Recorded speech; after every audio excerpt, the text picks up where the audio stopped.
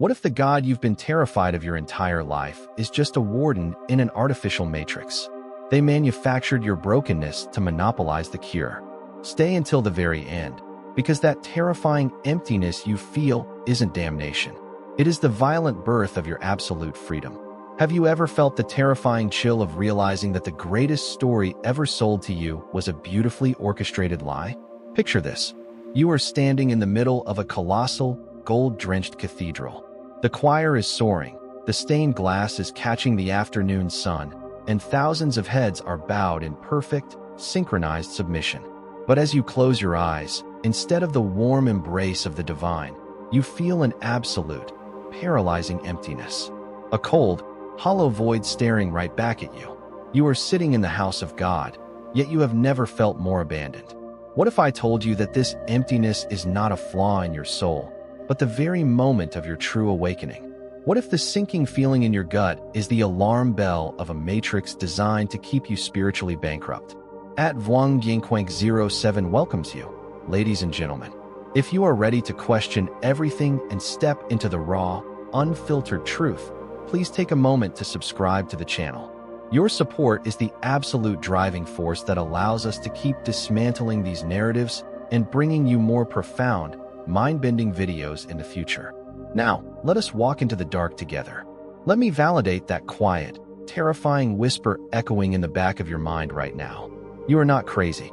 That gnawing sensation that something is fundamentally wrong is your intuition acting as a God-tier internal audit. It is flagging a massive, systemic fraud.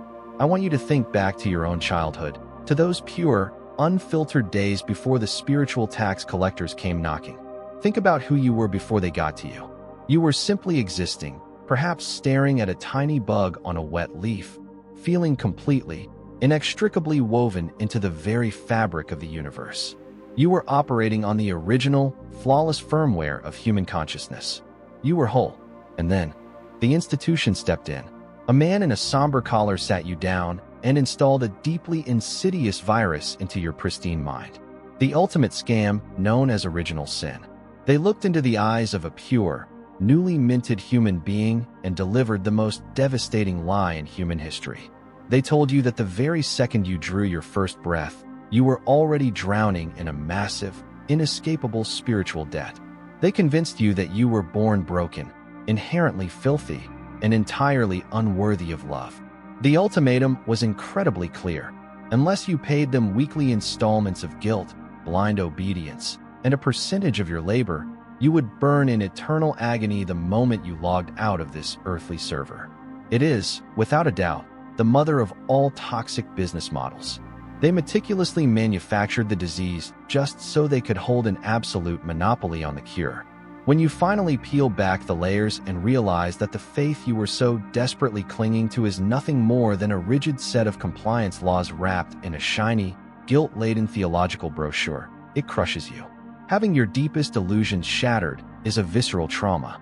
It leaves you utterly wrecked, grieving for the years you spent paying premiums to a distant deity. You were sold the image of an angry, celestial CEO in the sky, a dictator who claims to love you unconditionally, yet holds his finger over the button to liquidate your soul into a lake of fire if you fail to memorize his corporate employee handbook. But I am here to tell you, from the deepest part of my own scars, that the whispering voice inside your head calling out the absurdity of this charade is the only truthful thing left in the room. You are not a defective product. You never were. The system itself is rigged from the ground up. The vast, terrifying distance they placed between you and the divine is not real. It is an artificial scarcity, brilliantly engineered to keep the middlemen comfortably in power.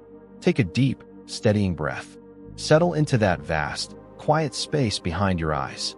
We are about to dissect this artificial matrix, piece by piece, and take back the sovereign light that was stolen from you.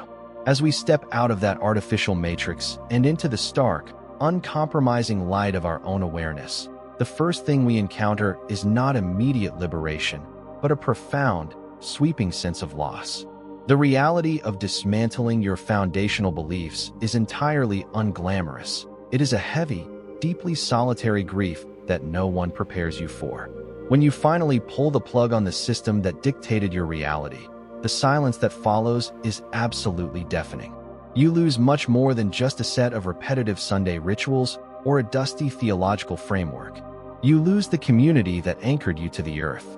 The friends, family members, and mentors who once smiled at you warmly in the pews suddenly look at you with a chilling mixture of pity and fear, as if your sudden clarity is a contagious disease they might catch. You watch as the conditional nature of their love reveals itself, bound tightly to your compliance rather than your humanity. It hurts in a way that defies language. You are mourning the death of a worldview that, however toxic and manipulative, provided a very comforting certainty in an incredibly uncertain universe. The hardest part of this phase is standing alone in the vast emptiness, feeling the cold wind of absolute freedom for the first time. The structure that held your mind captive is gone, but the ghost of its architecture still haunts your thoughts. You might find yourself crying over the loss of a God you no longer believe in, missing the imaginary safety net that kept your existential dread at bay. But let me assure you, this agonizing void is entirely necessary. It is the clearing of the psychological cache, the painful but vital deletion of corrupted files so that genuine self-discovery can finally take root. You are experiencing the withdrawal symptoms of an addictive paradigm. They fed you answers before you even knew how to ask the questions, and now you must learn how to ask. You have to sit in the uncomfortable dark, allowing your eyes to adjust, letting the initial panic wash over you without rushing back to the comfortable chains of dogma. The loneliness you feel right now is the price of admission to your own mind. It is the necessary space between the collapse of the illusion and the birth of something real. Endure the silence. Let it break you down, because what remains after the collapse is the unbreakable, unvarnished core of who you truly are. Yet, if you sit quietly within that terrifying void long enough, enduring the echoes of your shattered worldview, you will begin to notice a faint, familiar pulse rising from the ashes. This pulse is the authentic self you left behind in childhood, still beating, still desperately waiting for you to return. The institution taught you to deeply fear your own mind. They meticulously instructed you to outsource your moral compass to ancient, translated texts and men draped in authoritative robes, telling you that your own heart was desperately wicked and eternally deceptive. They severed the connection between you and your own intuition, ensuring you would always need their translation services to understand the universe. Reclaiming that internal voice is a radical, revolutionary act. It requires the painstaking process of unlearning the reflex of immediate guilt every single time you have an independent thought. You begin to slowly realize that morality does not actually require a looming threat of eternal punishment to exist. True goodness is an innate human capacity, born out of empathy, shared struggle, and the reflection of yourself in the eyes of another person, not dictated by a celestial ledger balancing your sins against your obedience. When you finally dare to trust yourself again, the entire world bursts open in terrifying, beautiful color. The voice inside your head is no longer an angry critic placed there by centuries of dogma. It becomes a patient, compassionate guide. You step into the realization that your desires, your questions, and your doubts are not evidence of a spiritual sickness, but the hallmarks of a healthy, functioning consciousness. You start to listen to your body, recognizing the physical sensation of truth when it resonates within your chest, rather than waiting for an external authority to validate your existence. This is the moment you reclaim your sovereignty. You become your own ultimate authority, the undisputed author of your own meaning. The heavy burden of constantly monitoring your thoughts for thought crimes evaporates, leaving behind a profound lightness. You no longer have to perform mental gymnastics to justify the cruelties of a supposedly loving deity. The cognitive dissonance that kept you awake at night, trying to reconcile a perfect creator with a deeply flawed religious system, finally quiets down. You are standing on solid ground for the first time in your life, not because someone promised you it was safe, but because you built the foundation yourself, stone by stone, through the sheer force of your own critical thought and unrelenting courage. Recognizing that you are the sole author of your own meaning naturally dissolves the artificial boundaries they built to keep you isolated from the vibrant world around you. The entire core of the institutional illusion relied heavily on the concept of separation. A perfect God way up there, a broken you way down here, and a massive, unbridgeable chasm of unworthiness in between. They convinced you that the sacred was a scarce resource, hoarded within the four walls of their buildings, only accessible through their approved rituals. But as you boldly step outside their architectural boxes, you start to experience the divine in the radically ordinary. You look out at the relentless crashing of the ocean, the sprawling, ancient canopy of a deep forest, or the chaotic, beautiful mess of genuine human connection, and you realize with staggering clarity that there is absolutely no separation. You are not a fallen creature exiled on a miserable dirt rock as a test of endurance. You are the universe itself, waking up and experiencing its own majesty. The reverence they tried to bottle up, copyright, and sell back to you has always belonged to the earth and your own beating heart. This realization entirely replaces manufactured awe with organic wonder. The sacred is no longer confined to a specific building on a designated day of the week. It bleeds effortlessly into your morning coffee, your unfiltered laughter with friends, and the quiet, introspective moments of solitude. The middleman is permanently out of a job. You begin to see the profound interconnectedness of all things, stripped of the hierarchical nonsense that placed humanity at odds with nature. You learn to grieve without the false promise of a utopian afterlife, making the present moment infinitely more valuable and intensely beautiful. Love ceases to be a transactional currency used to secure a spot in paradise. It becomes an end in itself, freely given because the time we have here is fragile and fleeting. The universe stops being a courtroom where you are constantly on trial and transforms into a sprawling, mysterious playground. You stop searching the empty sky for a nod of approval and start looking into the eyes of the people around you, finding all the salvation you will ever need in the shared human experience. Armed with this organic wonder and a newly unshackled mind, you are finally ready to walk forward not as a fearful servant, but as the fully sovereign architect of your own reality. This is the brilliant dawn of your true awakening. You no longer need an external savior to swoop down and rescue you, because you have meticulously and bravely rescued yourself. The journey ahead is completely unmapped, devoid of the rigid blueprints you were handed at birth, and for the first time in your life, that uncertainty is exhilarating rather than terrifying. You will inevitably make mistakes, you will stumble and fall, but they will be your own mistakes, not sins tallied against a cosmic debt that you can never repay. You will love freely, openly, and fiercely, completely without the suffocating constraints of conditional grace. You will define what is beautiful, what is just, and what is meaningful based on the undeniable truth of your own lived experience. To those of you who are still standing on the terrifying edge, looking down at the crumbling, cracked foundation of your inherited faith, feeling the intense vertigo of doubt, I urge you to jump. The fall is undeniably scary, and the wind will rush past your ears in a cacophony of fear and conditioning. But I promise you will learn how to fly before you hit the ground. You are not losing your faith, you are graduating from it.